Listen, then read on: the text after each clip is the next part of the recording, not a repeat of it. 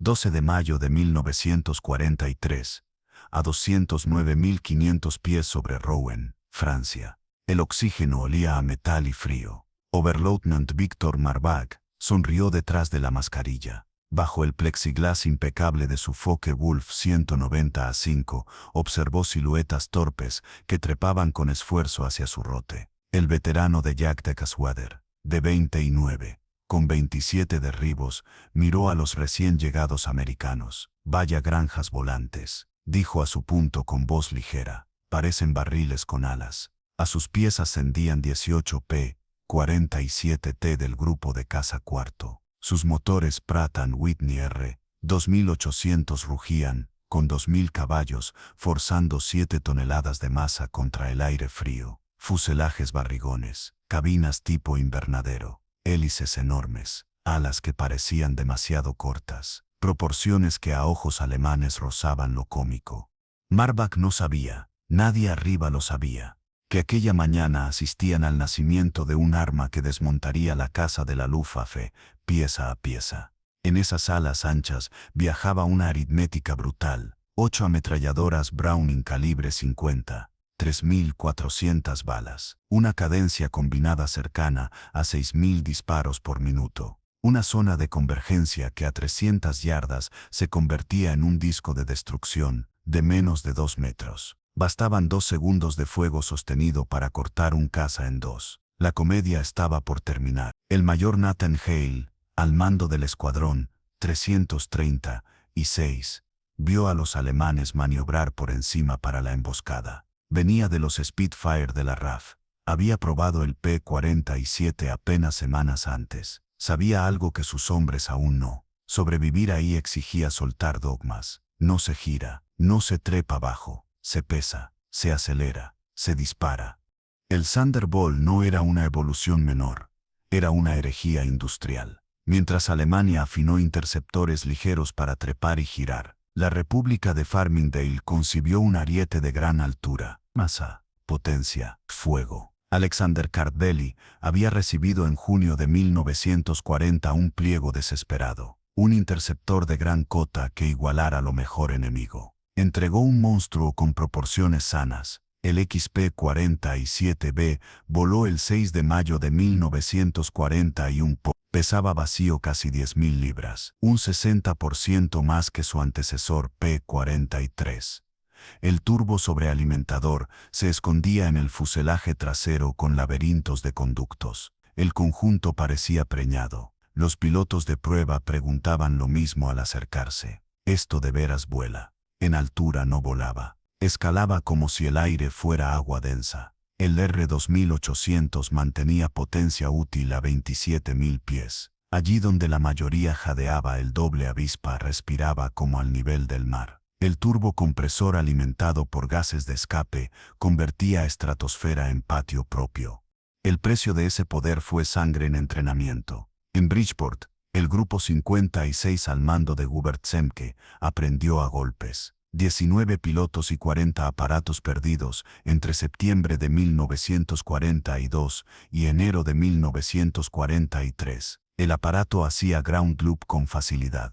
Tiraba a la izquierda con torque al despegar. Se zambullía con tanto entusiasmo que la compresibilidad congelaba mandos. Quien lo domó encontró otra cosa. El teniente Robert Kane, granjero de Oklahoma, que luego firmaría 26 victorias. Anotó en su cuaderno: no lo vuelas, lo apuntas. El primer mes de combate pareció dar la razón a la burla alemana. Los P-47 giraban peor que los Focke-Wulf, trepaban peor que los Pf-109 en media cota. Parecían torpes donde la agilidad dicta. Los informes de grupos registraron 14 pérdidas por 3 derribos confirmados. Desde escuadrones británicos llegaron bromas discretas. El mejor escape en un P-47 es correr a pie por la cabina. Pero había un ruido de fondo que nadie en inteligencia enemiga midió.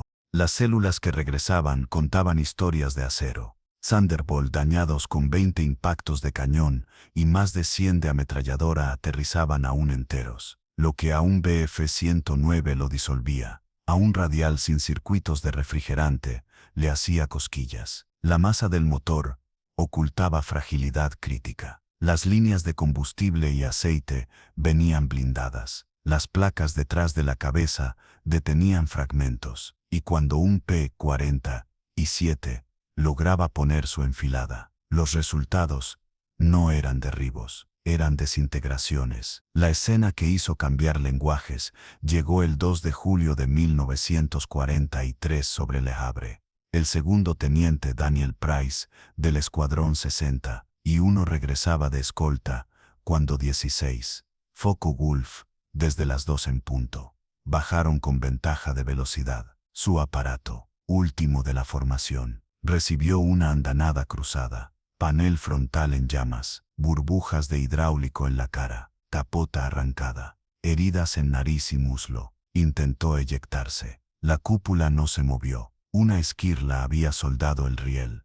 Quedó atrapado en un muerto volador a 27.000 pies. Niveló por instinto. Apuntó a la mancha. El P-47 siguió vivo con daños que a cualquier otro lo convertían en chatarra cayendo. Entonces apareció un Focke-Wulf solitario. El piloto alemán probó 4 cañones de 20 milímetros, luego 2 treses. Agotó munición. Se acercó a mirar al enemigo que no caía. Price vio una cara joven, cabello claro, el gesto pasando de confianza a duda, a un miedo callado. El alemán saludó con la mano y viró. El Thunderbolt aterrizó en Manston sobre un motor que se despedazó en la pista. El jefe de mantenimiento dejó de contar agujeros en 200.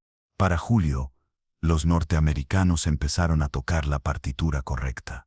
Semke lo resumió en tableros de briefing. No gires con ellos, no trepes bajo, usa el peso, usa la potencia, usa las 8. Lo que parecía lastre se volvió arma.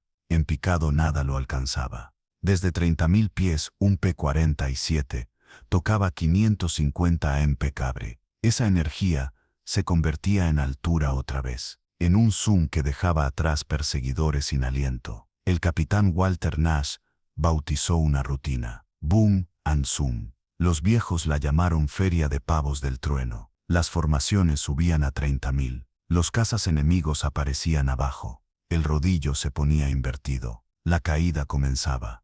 A la salida, el plomo hablaba. Los supervivientes describían una pared de fuego. Un cono donde entrar era dejar de existir.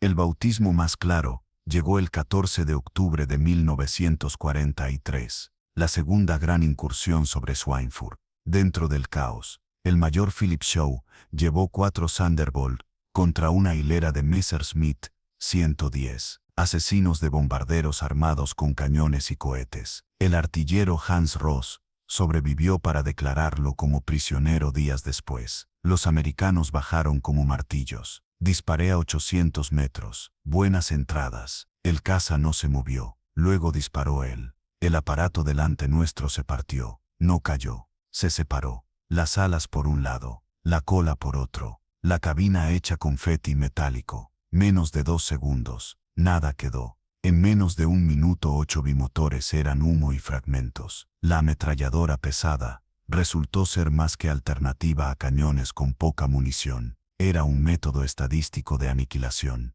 A 300 yardas, una ráfaga de 2 segundos ponía no menos de 20 impactos en un volumen del tamaño de un fuselaje. Bastaba para romper espinas de aluminio. Tan simple, tan repetible.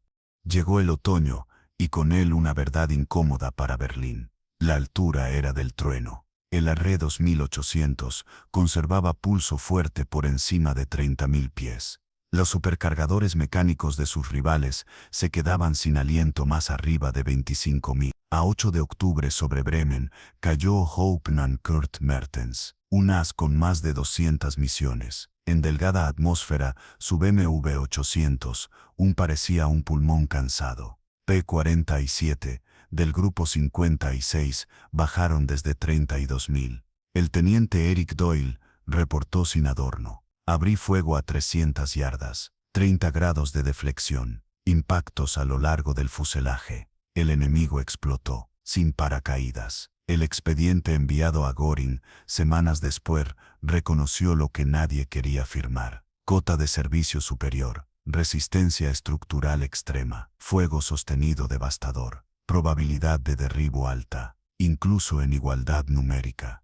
Enero de 1944 trajo palas nuevas. La hélice Hamilton estándar de 13 pies con palas anchas transformó la trepada de 2.200 a 3.000 pies por minuto cerca del mar. Respuesta más rápida, aceleración viva. El sonido cambió. El rumor se volvió trueno sordo. Tropas en tierra empezaron a identificar P-47 solo por el rugido. Llamaron al fenómeno martillazo de trueno. Con tanques externos de 108 galones bajo las alas o 75 bajo panza. El rango superó 1.000 millas. Se podía entrar, escoltar, pelear y volver con combustible razonable. La Luftwaffe ajustó su dolor hacia los bombarderos. Lo pagó al cruzar la cortina de escolta.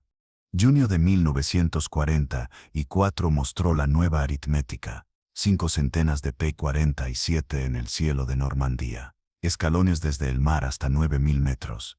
Leutnant Dieter Hahn contó a su regreso el 7 de junio. Salimos 12. Volví solo.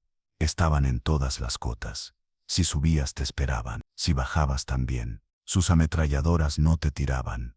Te desarmaban. En semanas los jabos cortaron arterias de día.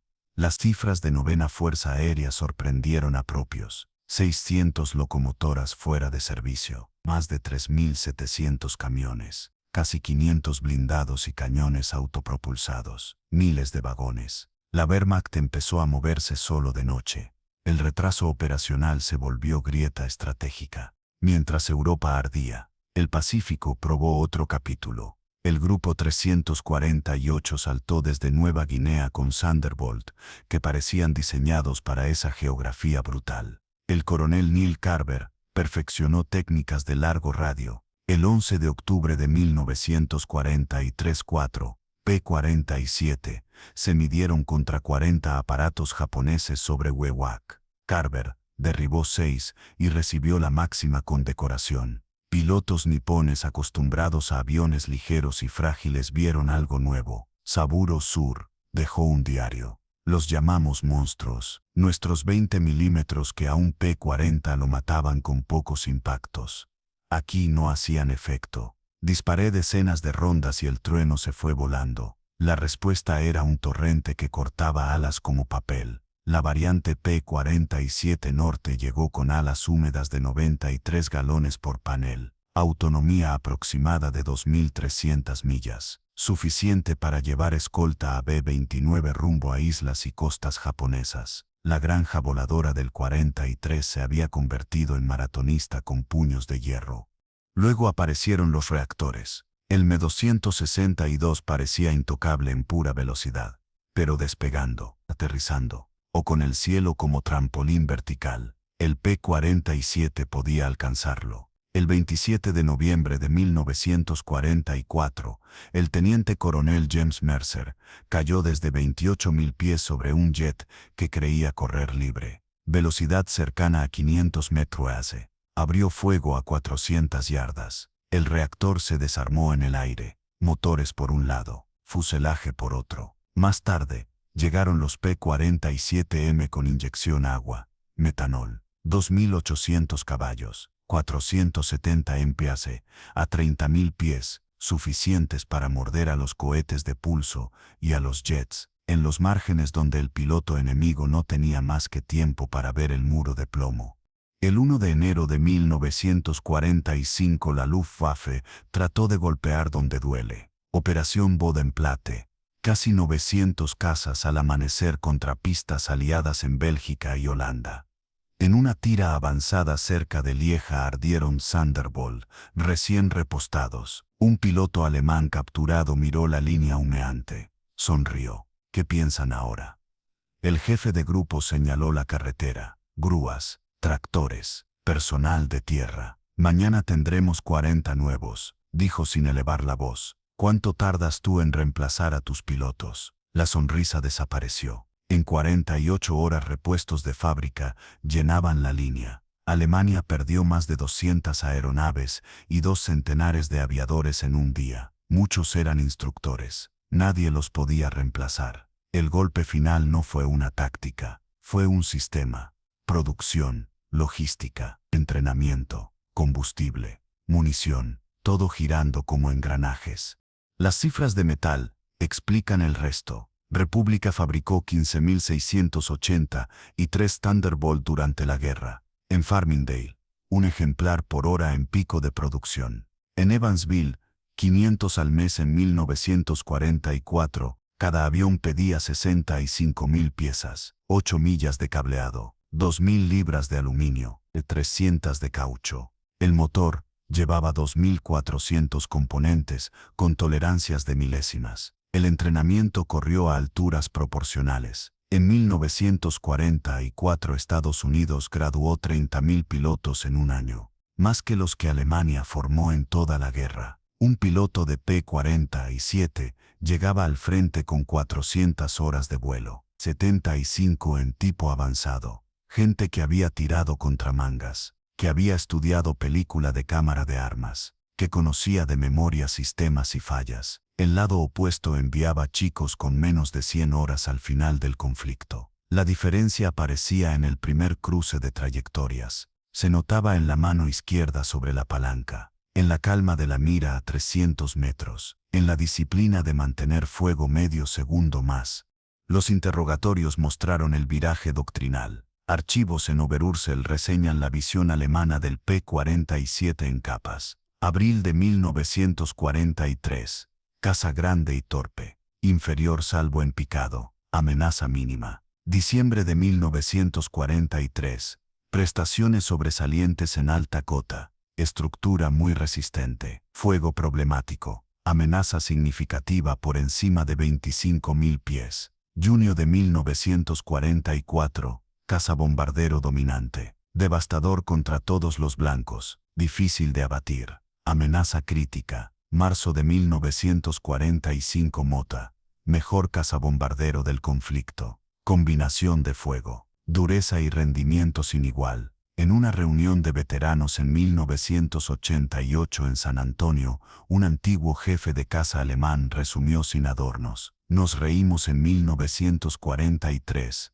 No entendimos el plan americano. Construyeron un caza para una guerra de desgaste, con producción ilimitada, con fuego que no se agota, con pilotos mejor preparados. El día que volé un P-47 capturado comprendí todo. Era potencia pura. Trepaba como si cayera hacia arriba. Mandos firmes, visibilidad amplia, un avión de piloto envuelto en armadura, y detrás una fábrica capaz de multiplicarlo sin fin. La ingeniería contó su propio relato. Largueros dimensionados para soportar 40.000 libras, el triple del peso cargado, bancada de motor para 12G cables, duplicados con rutas alternativas, calentadores eléctricos en cada ametralladora para que la altura no enfriara el ritmo, cajas de munición con motores de asistencia para evitar atascos, convergencia ajustable entre 150 y 400 yardas según preferencia de cada hombre. Hubo quien insistió después en que la victoria fue por cantidad, no por calidad. Los filmes de cámara y los partes dicen otra cosa. En números iguales, los Thunderbolt imponían su probabilidad. El cañón enemigo llevaba 200 rondas cuando mucho. El calibre 50 llevaba 3.400. La nube de proyectiles garantizaba impactos incluso con apunte sin perfector. Las puntas perforantes incendiarias con retardo de detonación encendían estructura por dentro. El aluminio ardía con un blanco sucio a 3.000 grados Fahrenheit. El proyectil llegaba antes de que el ojo terminara de entender que ya venía. En Europa las cuentas finales hablaron claro. Miles de aparatos enemigos destruidos en el aire, miles más en tierra, decenas de miles de vagones, millares de locomotoras, miles de carros y camiones. En el Pacífico centenares de aviones abatidos, centenas en tierra, barcos menores sin número, muelles, depósitos. El cociente de victorias contra pérdidas se mantuvo alto. Los Thunderbolt tuvieron la tasa de bajas más baja entre los cazabombarderos aliados. Detrás hubo un costo humano insoportable para el otro lado. La Luftwaffe perdió decenas de miles de aviadores contra fuerzas occidentales. Muchos murieron bajo la música constante de 850. Médicos militares hablaron de fiebre jabo, náusea, manos temblorosas, sudor frío cuando se oía el rumor grave del P-47 acercándose. En la primavera de 1945 la fuerza de caza alemana era un papel sin combustible, sin veteranos, sin pistas. Aun con todo eso, el problema era otro. Había que cruzar una capa de aire desde el suelo hasta 40.000 pies donde cada altitud tenía un martillo esperando. Y cada martillo tenía munición de sobra. Y cada piloto había practicado ese gesto 1000 veces. La mano, la mira, el medio segundo extra. El trueno continuó sonando sobre Europa y sobre islas del Pacífico, mientras la cadena de suministro seguía empujando metal, combustible, pólvora y hombres hacia los frentes. La industria no dormía, la estadística no se cansaba, la doctrina se había vuelto simple y definitiva.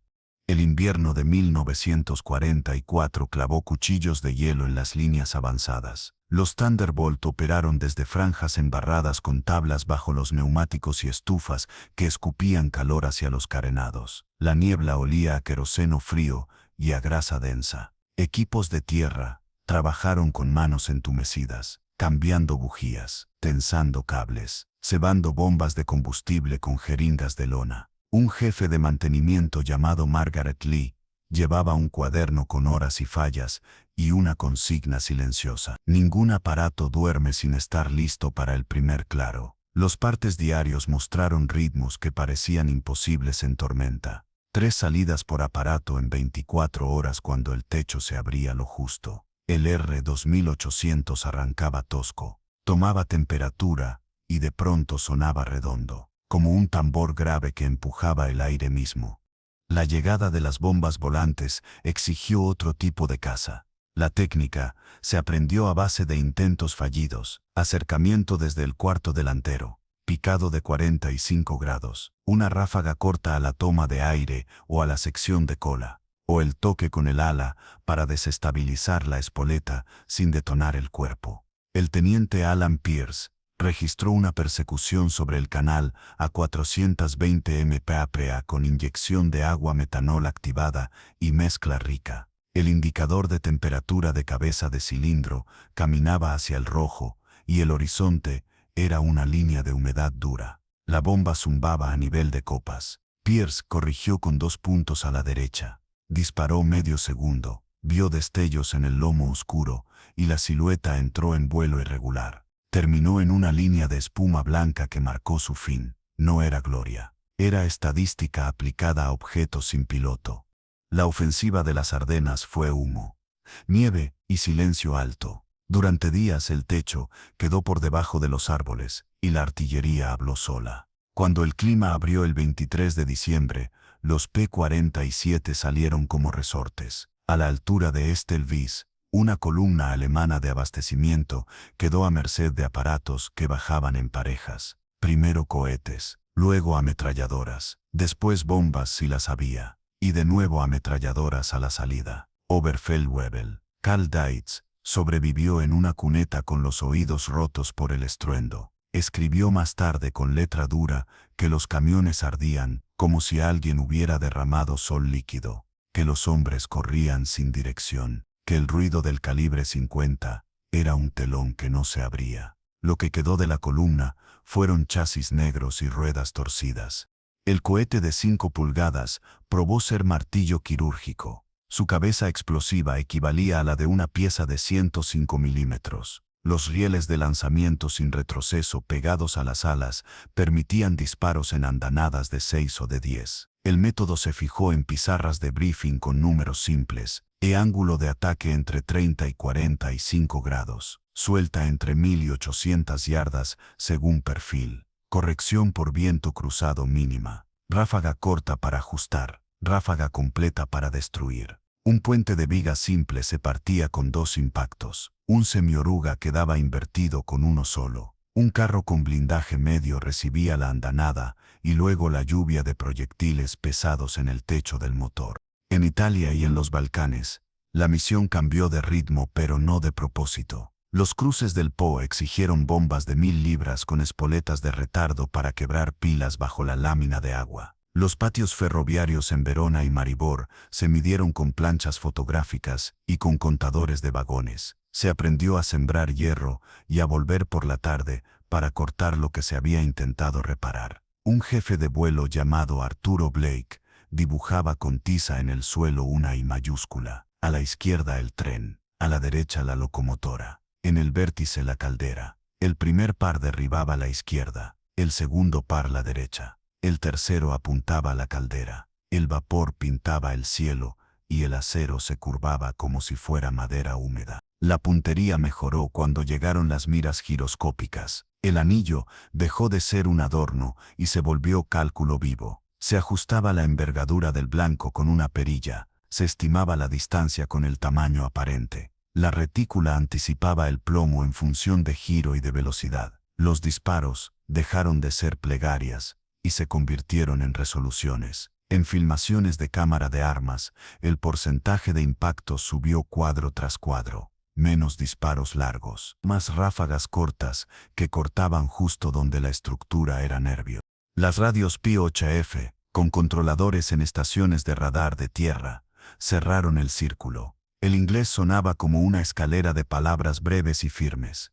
Vectores, alturas, altura, cielora, unne, cielo. La identificación amigo-enemigo respondió con luces en paneles y con balizas que guiaban a casa cuando la costa era una sombra, y la lluvia jugaba con la brújula. En el regreso, las formaciones entraban en cola larga, cada aparato con su número, cada aterrizaje con viento cruzado, contenido por un toque de pie y otro de mano. Los mecánicos tomaban la pista como si fuera una fábrica al aire libre. Gasolina, munición, líquidos, presión, par, todos los vocablos del mismo idioma. El efecto psicológico ya tenía nombre clínico entre médicos de batallón alemanes. Fiebre de jabo. Se manifestaba cuando el rumor grave de un radial grande doblaba una arboleda o cruzaba un valle. Las manos sudaban dentro de los guantes. La saliva desaparecía. El corazón martillaba entre costillas. Un pelotón de Volkssturm, destinado a cubrir un cruce de caminos, abandonó posición cuando dos Thunderbolt hicieron pasada a ras de granero. Nadie murió en ese ataque. No hizo falta. El puesto quedó sin ojos y las municiones quedaron en cajas abiertas sobre el barro. A la distancia, un comandante de Panzer escuchó el mismo ruido y ordenó dispersión inmediata. Dos carros se internaron en un campo blando. Quedaron clavados hasta la panza. La columna avanzó de noche, con faros tapados por cruces negras. El abastecimiento continuó como una cinta sin fin. Plantas de munición en el interior entregaban millones de cartuchos por semana, con tolerancias de 10 milésimas de pulgada. Los buques cisterna cruzaban mares con gasolina de alto octanaje. Las playas se llenaban de tambores y de bombas con bandas pintadas para confirmar la mezcla y el peso. Los oleoductos tendidos bajo el agua llevaron combustible a través del canal en silencio y con obstinación. Cada galón quemado en una pasada significaba que otra línea había funcionado a cientos de millas, que un tren había llegado de noche, que un estibador había apilado cajas hasta que doliera la espalda. La primavera de 1945 abrió ventanas sobre el Ruhr. Las acerías vomitaban humo pálido y los nudos de carreteras parecían tableros con fichas mal puestas. La misión fue cortar toda arteria que aún latiera. Un par con tanques lanzallamas en la proa de columnas enemigas se deshizo bajo fuego cruzado de 8.50 desde dos direcciones. La cabina del líder se llenó de olor a goma quemada y el altímetro tembló entre marcas por las ráfagas que levantaban polvo. Al otro lado del valle, un artillero antiaéreo se quedó sin banda de munición mientras seguía a un punto que cruzaba el cielo y desaparecía detrás de una colina como si el terreno lo chupara. El punto volvió en picado, disparó breve, y el cañón quedó de costado con el tubo apuntando a la tierra. Un joven piloto alemán llamado Lukas Brenner subió por primera vez a su casa con 80 horas en su libro y ojos que no habían visto África ni Rusia ni el canal. En su primera salida miró arriba y vio dibujos blancos a 9.000 metros. Eran hebras finas que se movían como cordeles en manos invisibles. Minutos después escuchó un rugido que no era de su motor. Era más grave, más lleno. Sintió el casco vibrar sin tocar nada. Su instructor le había dicho que no intentara girar con los grandes, que buscara sombras, que subiera desde abajo. No encontró sombras, solo líneas que bajaban y subían con obediencia matemática. Cuando los trazos verdes cruzaron su parabrisas, ya había hecho todo lo que sabía, y todo fue tarde. El ala derecha recibió la mitad de una ráfaga, y el avión se inclinó como si una mano lo hubiera girado despacio. Aterrizó de milagro en un prado con surcos. Vio pasar al Thunderbolt a baja altura con humo limpio saliendo de los escapes y con la hélice dibujando un círculo perfecto. En los márgenes del mapa, el Pacífico seguía exigiendo piernas largas. Los P-47 Norte con alas húmedas llevaron escolta a bombarderos pesados que necesitaban un compañero fiel sobre aguas que parecían no terminar. El cálculo de navegación era un rezo sin altar, aguja, consumo por hora, corrección por viento, y una línea mental que debía coincidir con una isla del tamaño de una uña. Un líder de sección llamado Owen Reed enseñaba a sus novatos una disciplina que no admitía poesía. Configuraciones de potencia a alturas definidas, virajes de procedimiento sobre referencias claras, ráfagas medidas para no llegar secos a la pista. Al tocar ruedas el combustible remanente cabía en 2 baldes, y aún así, la misión siguiente ya tenía hora y blancos en una hoja manchada de café. Detrás de cada pasada, hubo una cadena de decisiones simples y duras. Un jefe de grupo aprobó una táctica que ahorraba segundos y vidas. Un ingeniero elevó un límite de temperatura después de 200 horas de banco. Un fabricante de hélices logró una pala que mordía mejor el aire. Un instructor de tiro encontró una frase que todos entendían y que hacía que el dedo no se relajara antes de tiempo. Esa suma produjo un resultado que se veía desde el suelo como tormenta sin nubes y desde la cabina como calma que muerde. El trueno seguía marcando compases sobre ciudades y ríos y caminos, y cada golpe repetía la misma música: potencia, peso, fuego y retorno. El cruce del Rin convirtió la cartografía en un tablero con piezas que se movían a ritmo de hélice. El 7 de marzo de 1945, la pasarela de hierro en Remagen apareció como una línea oscura sobre el agua rápida. Los Thunderbolt trabajaron en escalones, arriba cobertura contra casas, abajo martillos contra nidos de cañón. En la salida de cada pasada el piloto contaba segundos con la garganta seca: 1 para soltar cohetes, 2 para sentir el retroceso, 3 para ver los destellos en la orilla. Cuadrillas de ingenieros cruzaban mientras el acero vibraba bajo el peso y el ruido. La defensa enemiga raspaba el cielo con trazadoras verdosas que parecían cuerdas tensas. La respuesta era fuego plano de 8 bocas que barría taludes, vagones y piezas que intentaban girar demasiado lento. El puente quedó en manos aliadas, no por milagro, sino por una aritmética de acero, combustible y repetición disciplinada. Las patrullas de control aéreo adelantado con radios en jeeps parecían invisibles desde las alturas, pero su voz guiaba como un hilo. El operador de tierra miraba con prismáticos desde un talud y dictaba a un líder de sección un triángulo de referencias: torre a la izquierda, curva del río al frente, granero con techo de pizarra a la derecha. El líder asentía sin palabras, movía una muesca a la mira giroscópica, calculaba envergadura aparente, estimaba distancia por tamaño y por memoria. La pasada duraba menos que una respiración consciente. La salida dejaba atrás un carrete de imágenes que la cámara de armas confirmaría por la noche con un chasquido mecánico y luz temblorosa en la sala de proyección. El capitán Louis Ward dejó en su cuaderno una escena sobre un campo cerca de Linz, altura 6.000 pies, velocidad 430 mph, Tarento cruzado, leve. En el claro de árboles se abría una batería de 8 que estaba cambiando de posición. Entré con ángulo 40, solté a 900 yardas, corregí 1,5 puntos. El primer cohete pegó corto, el segundo cortó la cureña. En la salida, sentí el golpe de la propia onda. El humo subió como un puño lento. No hubo júbilo, solo el conteo de munición, combustible remanente, estado de motor, y la pregunta de siempre: Una más o regreso. Elegí una más. La cámara mostró por la noche el fogonazo exacto en el centro geométrico de la posición.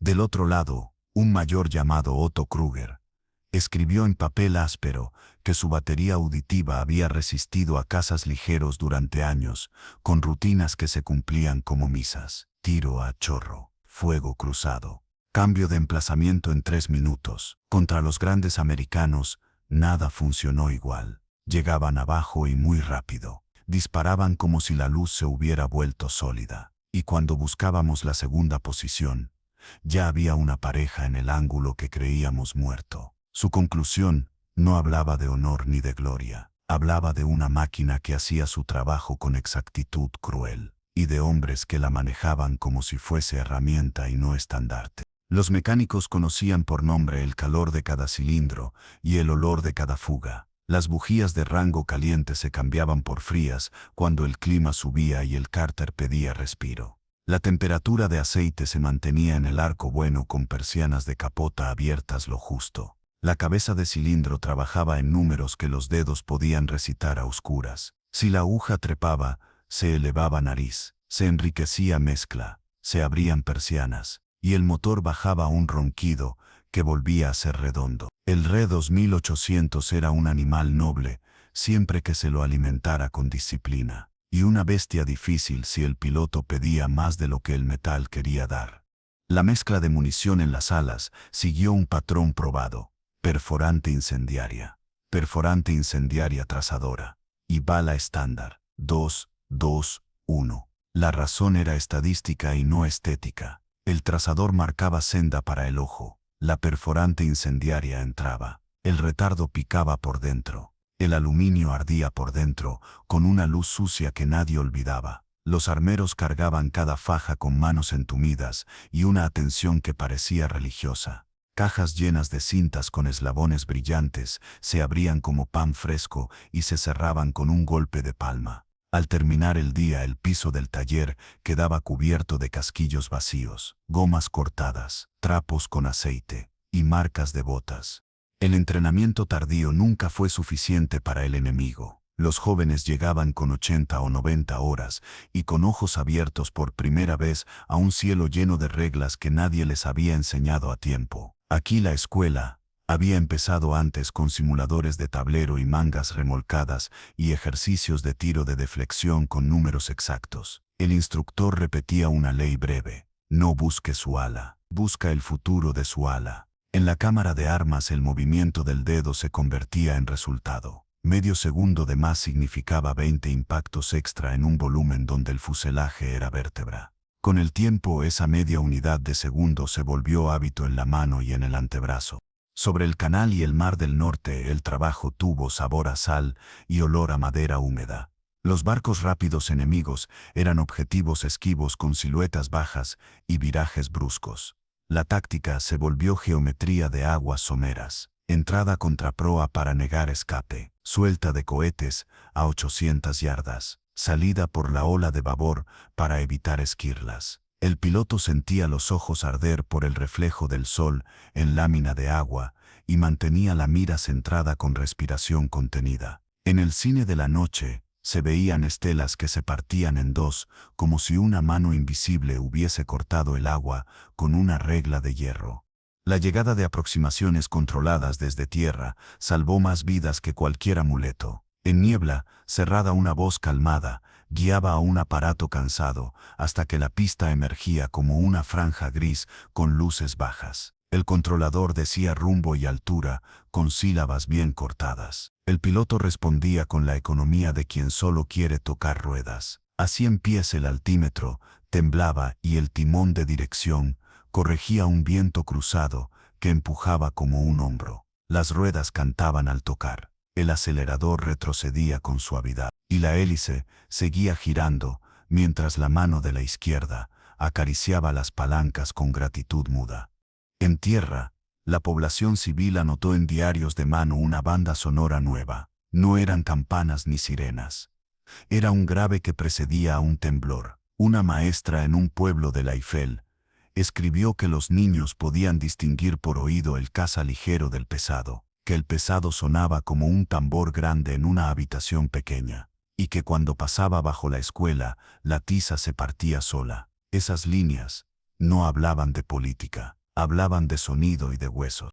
Los reactores siguieron siendo animales veloces pero frágiles en los bordes. Un piloto americano, al que todos llamaban Mooney, esperó en altura a que un Me-262 entrara en patrón de aterrizaje. Inició una caída desde 29.000 pies con mezcla rica y agua metanol, y cerró a 480 mph, cuando el jet reducía para la toma. La ráfaga fue corta. El reactor se desarmó en una coreografía macabra. Piezas grandes en 3 direcciones. Fuego limpio en 2 líneas largas. Torre de control muda en el primer segundo. Había satisfacción técnica, no júbilo. La técnica decía que los márgenes eran el lugar donde un aparato veloz debía frenar, y que allí la inercia se volvía lastre.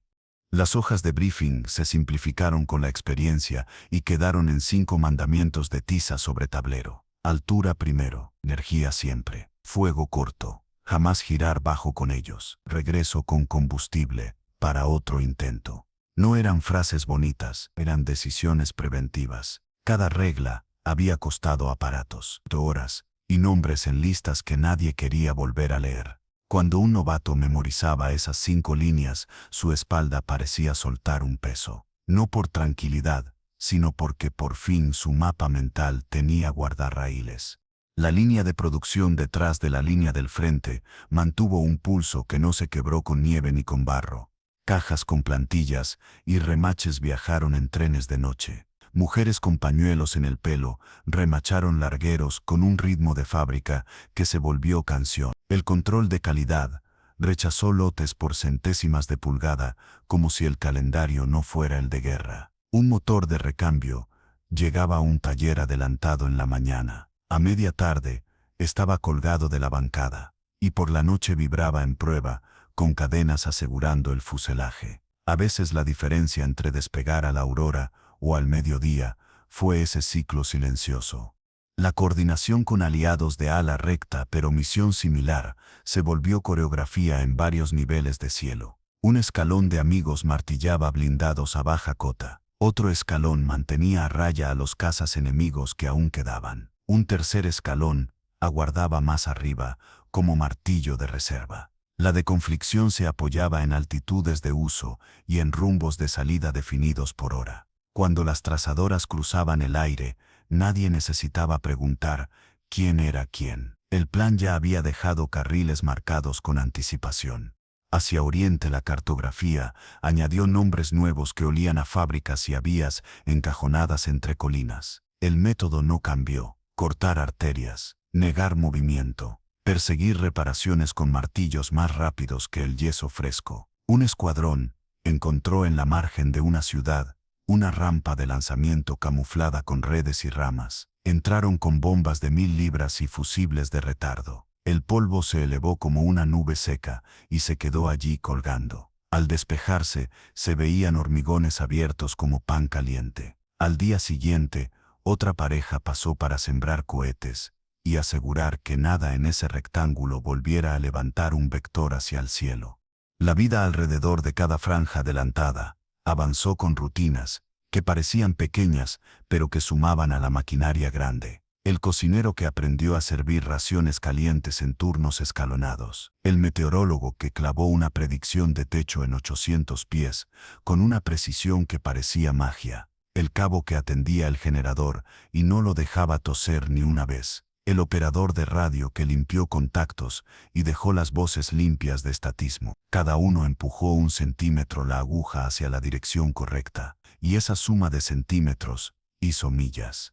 Los partes de fin de día siguieron llenándose con cifras que jamás fueron abstractas para quienes las habían provocado. Vagones neutralizados, locomotoras fuera de servicio, nidos de ametralladoras silenciados, vehículos destruidos, pistas negadas. Cada número llevaba detrás un olor, un sonido, una vibración, un segundo de fuego que alguien sostuvo con el antebrazo firme. Ese lenguaje de números y sensaciones se convirtió en una segunda piel, y mientras quedaran ríos que cruzar, vías que cortar, y líneas enemigas que aún respiraran, el mismo pulso de masa, potencia y fuego se repetiría con la regularidad obstinada de un motor bien ajustado. Las últimas riberas del Elba se convirtieron en corredores de metal donde la velocidad mandaba y la paciencia decidía. Los controladores marcaban niveles por encima de 10.000 pies, 15.000, 20.000. El patrón era en escalones con colchón de altura y reservas de energía. Un líder señalaba en la cabina con el guante sobre el tablero. Altura primero, energía siempre, fuego corto, y el resto venía solo. Los Thunderbolt bajaban en parejas, salían en diagonales limpias, volvían a trepar con el R-2800 respirando hondo. En el suelo los trenes que aún se movían eran hilos brillantes entre manchas grises. El plan era cortar cada hilo, repetir hasta que el telar quedara mudo. El combustible lo era todo. Los depósitos avanzados recibían gasolina de alto octanaje con tinte que delataba el lote y la receta. 130 para rutina de altura. Agua metanol para dientes apretados. El enemigo quemaba B4 y C3 con impurezas que olían a químico pobre. Los motores alemanes tosían arriba de 25.000 pies. Los nuestros seguían sonando redondos a 30.000. La diferencia se medía en grados de mercurio en el manifold, en pulgadas de paso de hélice, en minutos de poder continuo sin que la aguja de temperatura se pasara de arco. La táctica nacía de esa química, no era bravura, era un diagrama de flujo. Cada amanecer traía un parte meteorológico que podía cambiar la guerra en un sector. Ese techo en 1.000 pies, visibilidad 2 millas, hielo moderado entre 3.000 y 5.000, de vientos del oeste a 20 nudos en superficie y 30 en altura. Un meteorólogo joven clavó durante semanas lecturas que parecían adivinación. Sus números permitieron ventanas de ataque que un día antes habrían sido imposibles. Los pilotos lo sabían, y al pasar junto a la tienda de Meteo, le dejaban una taza de café que ya no tenía calor pero sí agradecimiento. La precisión del cielo terminaba convertida en eficiencia de plomo. Las emboscadas antiaéreas enemigas aprendieron a ocultarse como animales viejos. Baterías con tubos cubiertos por redes, triangulaciones falsas con cañones de madera, señuelos que buscaban robar una pasada. La respuesta fue matemática con lentes y película, reconocimiento temprano, vuelos perpendiculares, pares a 2 alturas, primeras pasadas secas para provocar fuego. Filmación, segunda salida con coordenadas exactas. El engaño duraba horas. La corrección caía con cohetes y bombas que explotaban justo detrás del camuflaje. La tierra levantaba columnas cortas y densas. El eco vibraba en la cabina como si fuese un tambor dentro del pecho. La mezcla de munición evolucionó por ensayo y registro. 2 perforantes incendiarias, una trazadora, 2 perforantes incendiarias, una estándar. Un ciclo repetido que un armero podía cargar con los ojos cerrados y los dedos manchados de grasa. En el cine nocturno la línea de trazadoras enseñaba la verdad del plomo que no se ve. Marcaba una curva limpia que cortaba un fuselaje a 300 yardas. El aprendiz entendía que el ojo miente a velocidad, que la mira corrige la mentira y que el medio segundo extra no es valentía. Es estadística aplicada a estructuras de aluminio. Las pistas adelantadas se expandieron con lógica de campaña. Tablas de madera bajo ruedas, sacos de arena contra la lluvia, tiendas de lona para los bancos de pruebas. Una sargento encargada de hidráulicos podía desarmar un actuador y volver a armarlo en 40 minutos, con frío en los huesos y aceite en las uñas. Un cabo de hélices medía paso con galgas y sabía por el sonido si una pala mordía aire de más. Un operador de banco convertía un motor empaquetado en un corazón listo a las 3 de la tarde. La rotación entre células cansadas y frescas se volvió una coreografía silenciosa. Nadie la aplaudía, todos la necesitaban. En la radio de torre, una voz enumeraba instrucciones con sílabas de hierro. Rumbo, altura, pista activa, viento cruzado leve, prioridad para aparato con fallo menor. El aterrizaje en formación escalonada evitaba confusiones de humo y lluvia. Cada rueda que tocaba madera confirmaba una suma infinita de engranajes. El combustible remanente se quedaba en cifras pequeñas que cabían en un par de cubos. Las manos temblaban solo cuando el acelerador ya estaba atrás y la hélice se quedaba en ralentí. A veces la vibración persistía en las piernas al bajar de la cabina, como si el motor siguiera sonando dentro de los músculos. Al norte, sobre los estuarios y los diques, la caza libre se volvió cacería metódica de barcazas y lanchas. La geometría del agua exigía entradas contracorriente y salidas rasantes para negar a las esquirlas el tiempo de alcanzarte. El reflejo del sol golpeaba los ojos como lámina blanca. La vista se aprendía a filtrar con párpados semientornados. Un líder cantaba marcas: boya roja, curva del dique, torreta de ladrillo, y la sección bajaba como una máquina bien aceitadas. El resto era ruido seco de las 8. Salpicaduras que parecían chispas sobre agua, líneas de espuma que se abrían como heridas.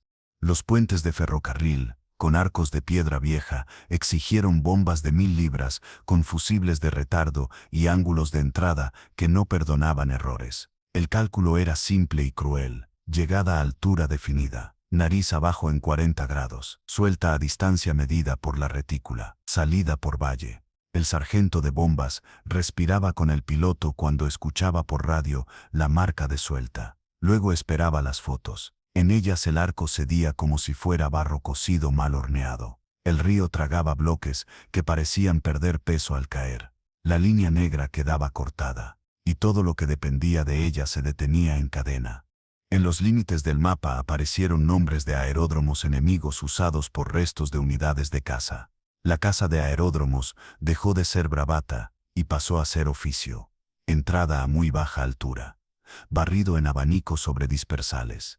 Ráfagas cortas a motores, cabinas, depósitos. La clave era no olvidar la salida. Siempre rumbo limpio hacia un cielo sin columnas de humo que engañaran el ojo con térmicas. Un teniente joven casi se quedó en la pista enemiga cuando el aire caliente le levantó el ala derecha un palmo. Corrigió con pie, con mano, con suerte. Aprendió que el calor también lucha. Los informes enemigos recogidos hablaban de municiones caza y de pilotos nuevos enviados a interceptar, sin haber disparado nunca contra una manga real. 80 horas totales, quizá menos. Un instructor alemán confesó en voz baja que ya no había tiempo para enseñar deflexión, que los jóvenes apuntaban donde veían el avión y no donde iba a estar. La cámara de armas aliada confirmaba la otra cara.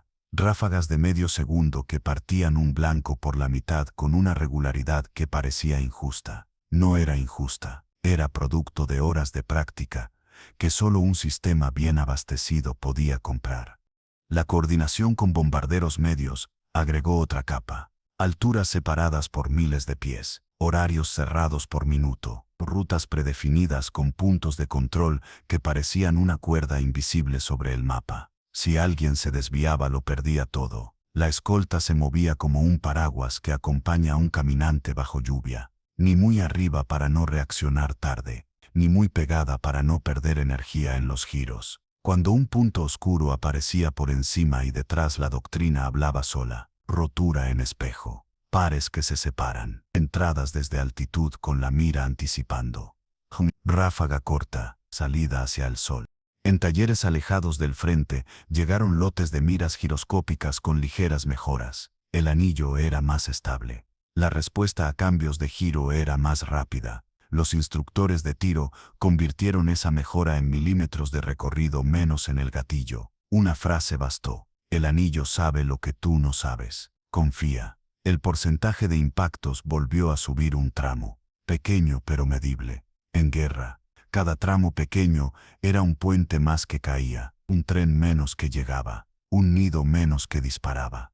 Las noches se llenaron de motores probados a oscuras con lámparas cubiertas y voces bajas. La fábrica no dormía cerca del frente. El generador tosía una vez. El cabo lo obligaba a callar. El oficial de operaciones repasaba en voz seca la hoja del día siguiente. Punto de reunión. Altitud. Rumbo de entrada. Tiempo sobre objetivo. Señales de emergencia. Prioridades de rescate. Nadie alzaba la voz. El murmullo era la banda sonora de una organización que había aprendido a moverse sin gritos. El ruido llegaría de día, en los lugares correctos. Las explosiones hablarían por todos. Los restos de unidades enemigas con reactores siguieron intentando golpes de aguijón. Despegaban, atacaban con rapidez, buscaban huir.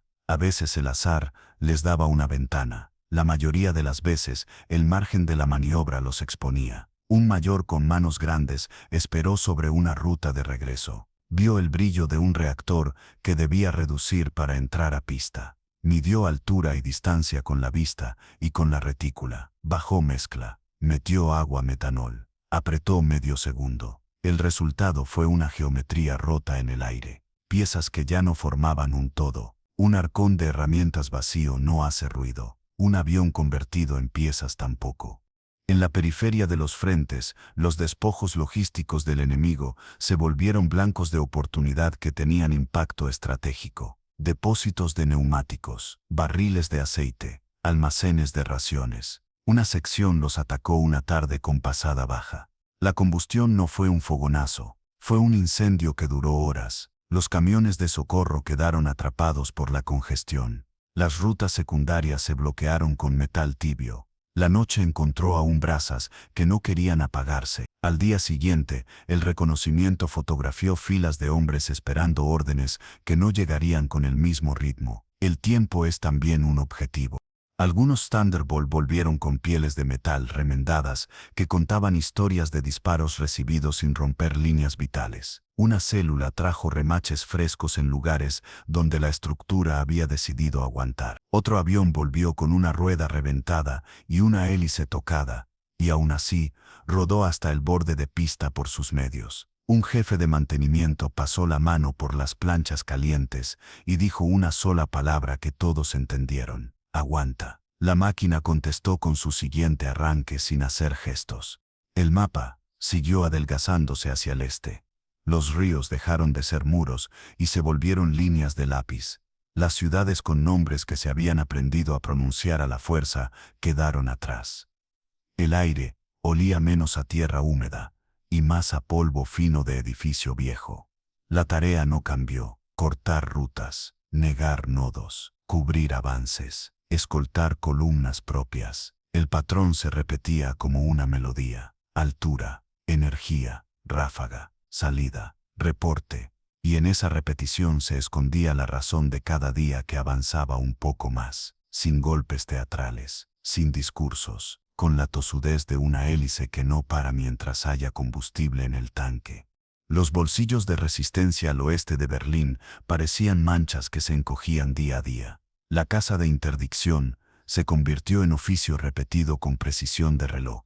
Una escuadrilla marcaba altitud de espera a 28.000 pies. Otra bajaba a 15.000. Las parejas de ataque entraban desde 8.000 con ángulos firmes. La radio sonaba limpia. Los controladores daban vectores con voces cortas. El R-2800 respondía con un pulso grave que atravesaba la cabina como si el aire fuera un tambor. El combustible se medía con frialdad. Mezcla rica para el empuje, mezcla pobre para el tránsito. Agua metanol solo cuando el reloj contaba segundos que pesaban. La diferencia entre volver o no volver era a veces un cuarto de pulgada en la palanca de potencia y la decisión de sostener media ráfaga más o soltar media ráfaga menos. La retirada enemiga dejó columnas de material que se movían por caminos secundarios. Lonas sobre chasis, arbustos atados a guardabarros, redes que olían a soga húmeda y polvo viejo. El reconocimiento adelantado con lentes largos detectó patrones, la sombra de una lona que vibra distinto, el brillo metálico en una junta, la huella doble que deja un semioruga en barro reciente. Las parejas de Thunderbolt aprendieron a leer ese alfabeto de tierra. Entrada a 300 nudos, cohetes a 800 yardas, ráfaga de 850 al salir. El efecto se multiplicó cuando la mira giroscópica dejó de ser novedad y pasó a ser herramienta íntima. La envergadura aparente del objetivo se convirtió en número en el dial. La distancia dejó de ser una conjetura y la deflexión se volvió reflejo. Los ferrocarriles presentaron una aritmética constante: vagones, locomotoras, aguadas, agujas. Cada elemento tenía su método. La locomotora se negaba con la primera pasada sobre la caldera. Los vagones se abrían con ráfagas cruzadas en diagonal para que el metal se diera en el centro. Las aguadas se rompían con bombas de 500 libras con retardo para que el agua vaciada arrastrara la estructura. Las agujas exigían tiro fino, 2 segundos de fuego a la base de la palanca para dejar la vía inutilizable sin gastar una bomba que haría falta en el siguiente nudo. Los tines nocturnos mostraron cortes limpios en rieles que habían parecido hierro eterno, y voces bajas contaron en las salas cuántos trenes no llegarían por ese corte. Las defensas antiaéreas respondieron con respuestas viejas y nuevas, tubos escondidos bajo pajares, cañones en patios de granja con estacas que imitaban arados, baterías móviles que disparaban 2 ráfagas y huían a un claro. La doctrina se ajustó con una frialdad que solo da la repetición. Primera pasada seca para provocar, curvas de humo que delatan dirección del fuego, marcas mentales de origen, salida larga, de regreso con cohetes y con el dedo listo para un medio segundo que cierre la ecuación. En filmaciones de cámara de armas, los fogonazos enemigos se volvían puntos de referencia y luego desaparecían bajo polvo levantado por la explosión de una cabeza de 5 pulgadas. El clima fue un adversario que también aprendió. Vientos cruzados que se doblaban en el valle, niebla que se pegaba al agua como una piel, lluvia fina que saturaba la madera de las pistas de malla metálica. Los meteorólogos armaron mapas con lápiz blando y paciencia, capas de inversión, techos con ventanas de 2 horas, hielo moderado en bandas estrechas que se podían cortar con altitud y velocidad exactas. Un líder de sección anotó una secuencia que se convirtió en rito. Es despegar con paso corto y nariz libre. Subir sin ser codicioso, atravesar la banda de hielo con calefacción de carburos vigilada, nivelar por encima de la capa y dejar que el motor recupere el pulso redondo. Al regreso, descenso por el mismo corredor. Mezcla enriquecida para enfriar cabezas, persianas abiertas lo justo, y la fe sobria en una voz de control que decía rumbo y altura con sílabas que cortaban el miedo. Los aeródromos enemigos con dispersales camuflados se transformaron en rompecabezas resueltos con método. Un par entraba rasante y barría motores estacionados. Otro par cruzaba perpendicular para silenciar nidos de ametralladora que custodiaban la pista. La tercera pareja remataba depósitos de combustible y barracones. El peligro no venía solo de cañones. El aire caliente que se elevaba de incendios levantaba alas y mordía sustentación como una broma cruel. Un teniente llamado Hugh Morgan escribió con letra pequeña que aprendió a no confiar en la vista cuando la pista parecía temblar, que el altímetro no miente, aunque el ojo quiera creer que todo está quieto, que una corrección con pie a tiempo vale más que 2 con mano tarde. En el Canal de la Mancha y en los estuarios del norte, el trabajo contra embarcaciones ligeras pidió una geografía mental nueva, corrientes, mareas, bancos de arena. El tiro contra objetivos de perfil bajo exigió paciencia en la visual y una suelta más tardía que la comodidad sugería. Un capitán marcó en su libreta un número que repitió hasta convertirlo en hábito. 850 yardas para cohetes, 300 yardas para 850. Salida por ola contraria. Mirada corta a popa para confirmar incendio, sin quedarse un segundo de más en la zona de esquirlas. La espuma se abrió muchas veces como si un cuchillo invisible hubiera cortado el agua en líneas perfectas. La cadena logística propia sostuvo el ritmo sin ornamentación, oleoductos bajo el agua que latían como venas. Trenes nocturnos con vagones de gasolina de alto octanaje y cajas de munición con eslabones brillantes. Talleres de campaña que recibían un motor por la mañana y lo colgaban en una bancada por la tarde. Pruebas a oscuras con lámparas cubiertas y dedos que sabían el sonido de un rodamiento cansado. Armeros con ritmo de plegaria cargaron fajas con mezcla probada. Perforante incendiaria trazadora, estándar. Y de nuevo el ciclo. Cada cinta era una promesa estadística de destrucción sostenida por 30 segundos si la situación lo pedía. En práctica nunca se necesitó tanto, pero saber que estaba allí daba a la mano una tranquilidad férrea.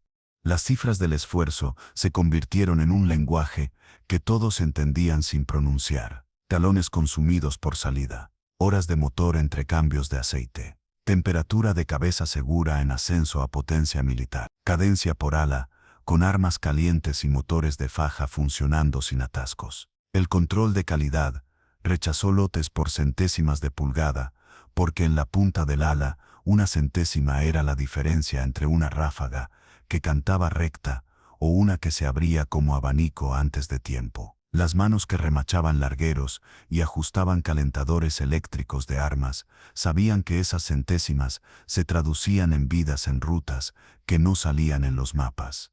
Del lado enemigo, los partes capturados mostraron la erosión de una fuerza que ya no podía darse el lujo de entrenar. 80 horas totales, a veces menos, sin tiro de deflexión real, sin navegación por instrumentos más allá de lo básico. Un instructor escribió que enseñaba a apuntar al avión y no al futuro del avión, porque no había tiempo para más, que la primera pasada era la última lección, que después de ese minuto ya no había alumno. Había una suerte silenciosa que casi nunca alcanzaba. En el aire la asimetría se hacía carne cuando un novato veía cruzar su parabrisas una línea de trazadoras que no venía de donde esperaba, sino de donde iba a estar.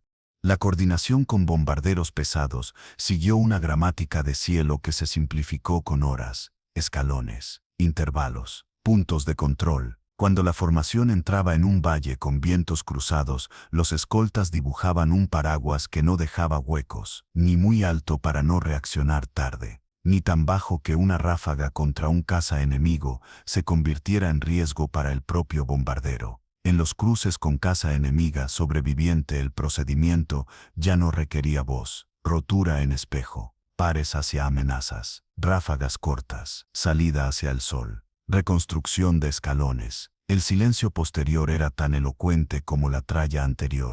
Los reactores enemigos perseveraron en aguijonazos de oportunidad, despegues rápidos, de salidas hacia campos con pistas largas y despejadas. La respuesta no cambió. Esperar arriba del patrón, medir la reducción para aterrizaje, caer con energía y con la mira acomodada a velocidad alta, apretar solo lo necesario. El metal a reacción se desarmó demasiadas veces en piezas grandes que cayeron sin girar. La cámara de armas mostró motores separados del fuselaje como si alguien hubiese aflojado tornillos gigantes. No había júbilo en esas proyecciones. Había confirmación mecánica de una teoría repetida. Las últimas ciudades antes de la frontera oriental tuvieron un olor distinto. Yeso molido, ladrillo húmedo, madera vieja. El trabajo fue negar cualquier cruce que aún alimentara resistencia. Puentes pequeños, pasos a nivel, patios de maniobra. Los informes de fin de día sumaron números que pesaban. 10 vagones neutralizados, 3 locomotoras fuera de servicio, 2 puentes negados, 8 vehículos destruidos, un nido de ametralladora silenciado. Cada cifra llevaba un eco en el antebrazo de quien apretó el gatillo un medio segundo más que ayer. Un jefe de escuadrón dijo sin elevar la voz que la guerra se había convertido en un libro de cuentas, y que cada línea pagada en ese libro acercaba al cierre de otra página. En los aeródromos avanzados, la rutina nocturna fue una liturgia atea. Revisar presión de combustible, purgar líneas de aceite, cuidar que el generador no tosa, repasar cables de mando para detectar fibras cortadas, limpiar contactos de radio para que la voz llegue sin estática, ajustar persianas de capota para el amanecer que traerá aire frío. Un cabo escribió en un margen de una lista de chequeo una frase sin adorno: mañana de nuevo. No era proclama, era compromiso con una máquina que devolvía todo lo que se le daba, si se la trataba sin romanticismo y sin descuido.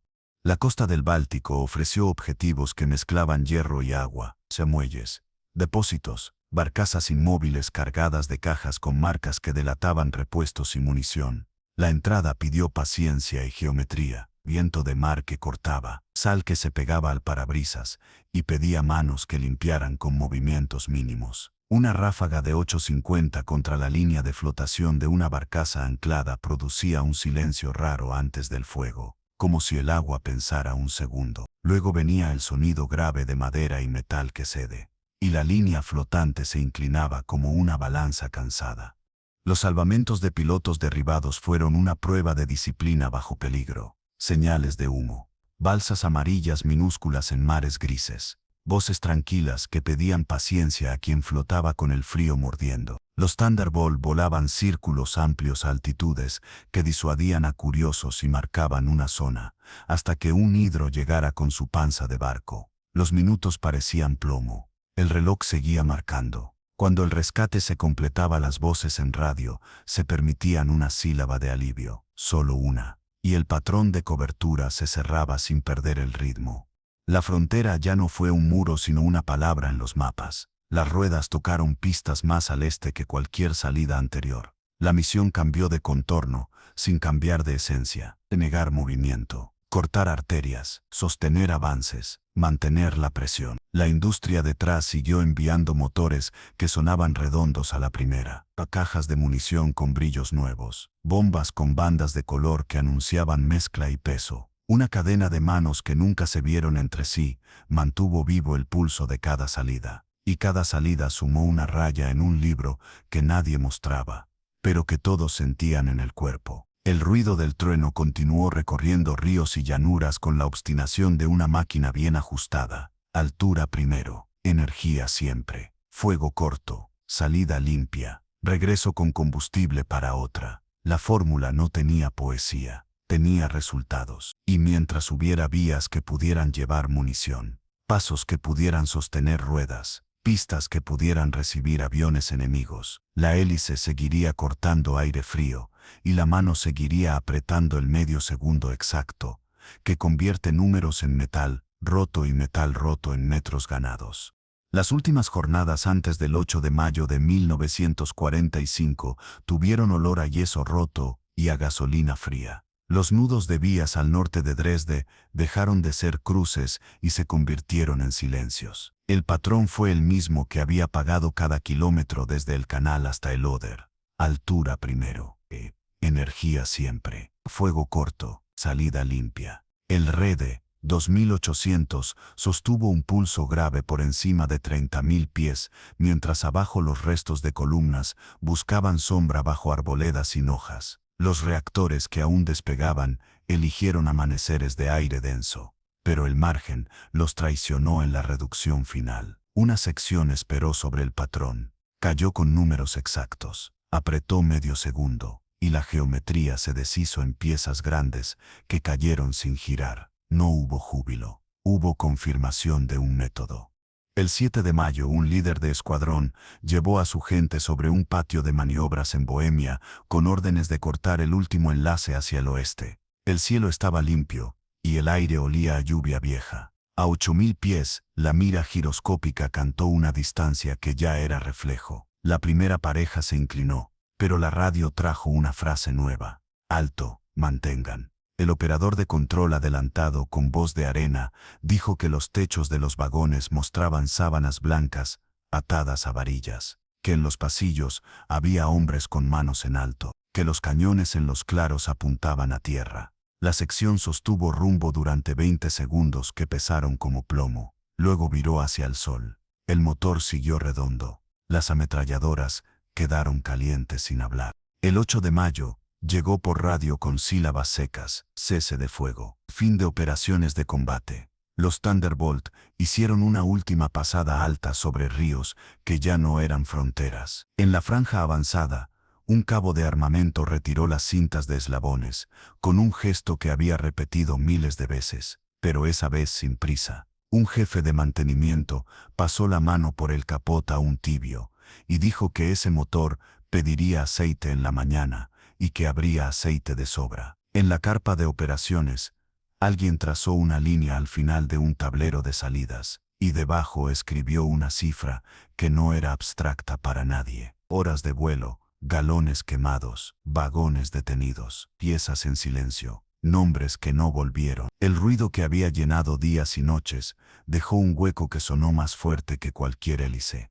Del otro lado, los papeles recogidos en puestos de mando contaron una versión desnuda de la misma historia. Instructores que habían enseñado a apuntar al avión y no al futuro del avión, porque no había tiempo para más. Baterías que habían aprendido a esconder tubos bajo paja y a moverse en 3 minutos, y que aún así quedaban marcadas por una primera pasada seca y borradas por la segunda. columnas que habían cubierto capós con ramas y que oyeron el rumor grave antes de ver la sombra y supieron que el ruido era sentencia. En los interrogatorios finales, la frase se repitió con resignación sin adorno. Cuando se oía el grande de hélice pesada, no había lugar para el valor, había lugar para la estadística.